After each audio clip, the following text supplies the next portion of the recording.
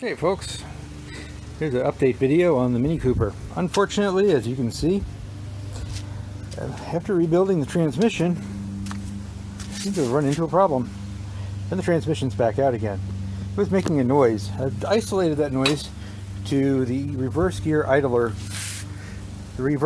gear that I've installed, and it seems that the dimensions are slightly wrong. So hold on a minute and I'll go ahead and show you that. Pardon the fan noise in my redneck paradise, but here we go. The two gears, they look almost identical, but they are off by about 0.3 of a millimeter. So what that's doing is it's causing the shift fork here to push that down into this little half moon block a little too hard, and that's creating excess friction. That excess friction in turn is creating noise. So I don't really know what to do at this point. Nobody else really offers this part, and yet here it is, it's wrong. What I need to do probably is take it to a local machine shop and have them cut a little bit off the bottom of the new gear to match the old gear.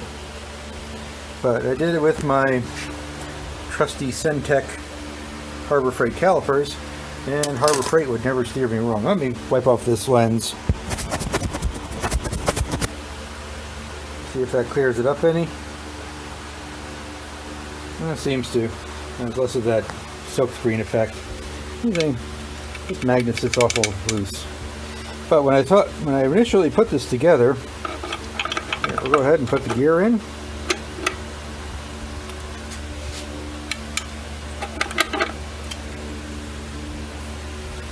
Our shaft, which this side here, the flat side, faces the rest of the gears in the transmission.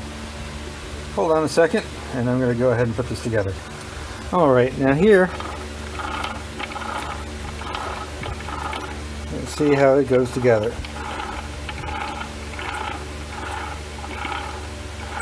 And it's a little noisy compared to when it isn't in there, although right now it seems to run a little quieter. Hold on, I'm going to switch out to no gear.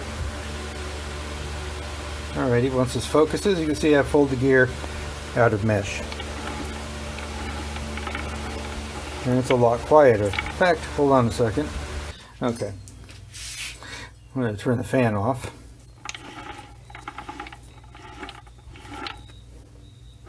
Now put the gear back in.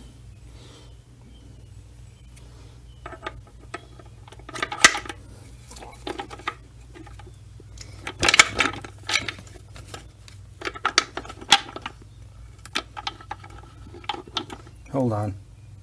Okay. Just takes a minute to swap that in. Or did I put the shaft in backwards? Hold on. All right. It makes a heck of a lot more noise. But I think if I give that fork just a little bit of a lift here with the screwdriver, we're going to see. Maybe not. Yep.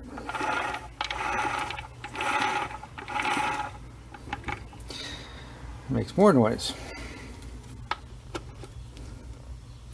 If we shift it into reverse, no, not going to do that here. But I'm going to try the other one. So hold on. Okay, here's the original gear.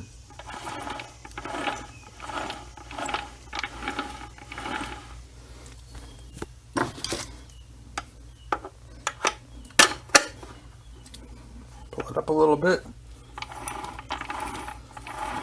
As you can see, nowhere near as much noise.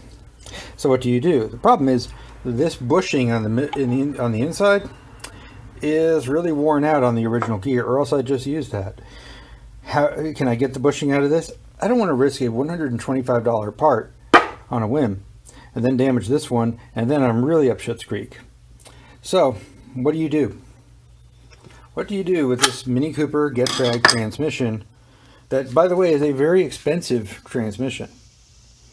It is about 93 degrees here in the Sunshine State today, and it is snowing in South Dakota. And I'm kind of a little bit cranky and a little bit agitated. I don't know what to do.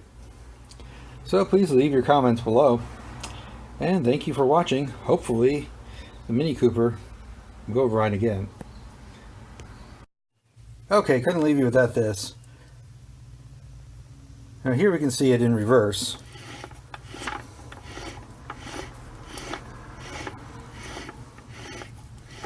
Now that's with the original gear in place. Hold on, I'll get the other one. Okay, and here's the replacement gear.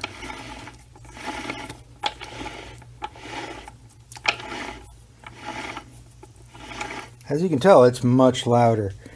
Now what I don't know is, does the new gear just have to break in? Because this gear is very well polished and seems to be perfectly fine. It doesn't make noise, it's just this bushing in the middle is completely shot. Not completely shot, but enough that you can do, that you can wobble it pretty heavily on the shaft. You can't do that with the new gear. So leave your comments below. What do you think I should do? I put it together with the new one and say screw it, hope it breaks in, or do I go back with the original? Leave your comments below. I gotta make a decision in the next 12 hours. Goodbye.